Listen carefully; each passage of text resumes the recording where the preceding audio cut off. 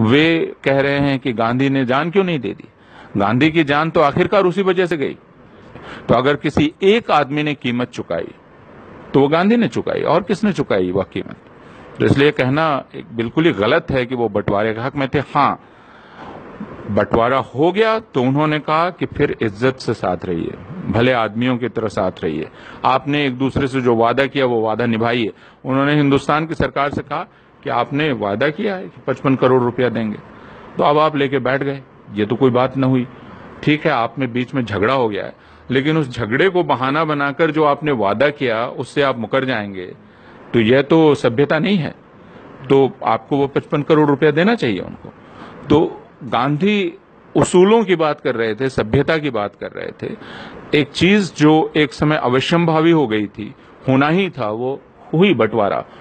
यह हम पीछे मुड़ के कह सकते हैं यह किया जा सकता था, वह किया जा सकता था और रोका जा सकता था, लेकिन उस वक्त चीजें जिस तरह घट रही थी उनकी स्थितियों को ध्यान रखें और तब देखें कि क्या गांधी ही फैसला करने वाले थे। न तो हिंदू उनकी बात सुनने को तैयार थे, न मुसलमान। यह बात उनको समझ लेना बहुत जरूरी है। जो जिना नेहरू से नहीं लड़ रहे थे, जिना गांधी से लड़ रहे थे। जिना का यह कहना था कि गांधी को मान लेना चाहिए कि वो सिर्फ हिंदुओं के नेता हैं, तो पाकिस्तान न बने इसके लिए आप कह सकते हैं कि गांधी ने आखिरी दम तक कोशिश की। लेकिन गांधी अकेले तो नहीं थे मैदान में, खुद जिना थे।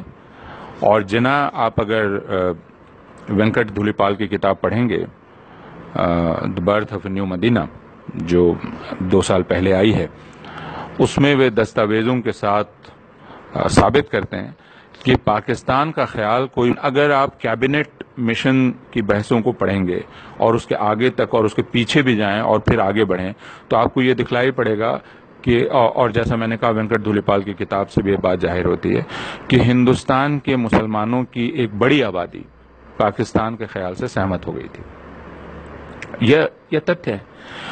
तो आप अब या तो उस आबादी का दिमाग बदलें। समय ऐसा आ जाता है जिसमें राष्ट्रीय आंदोलन में लगे हुए नेताओं को ऐसा लगने लगता है कि वे इसके लिए तैयार हो जाते हैं। ध्यान रहे, बंटवारे के लिए कोई तैयार नहीं। उस दौर की बहसों को आप पढ़ेंगे तो नेहरू और गांधी की सबसे तीखी बहस जिना से चल रही है, सबसे तीखी बहस। गांधी की आखिरी कोशिश के बाद भी बंटवारा हुआ और गांधी ने इसको बहुत तकलीफ से कबूल किया, लेकिन उसके बाद उन्होंने कहा ठीक है, बंटवारा हो गया, अब ये 2 मुल्क हैं।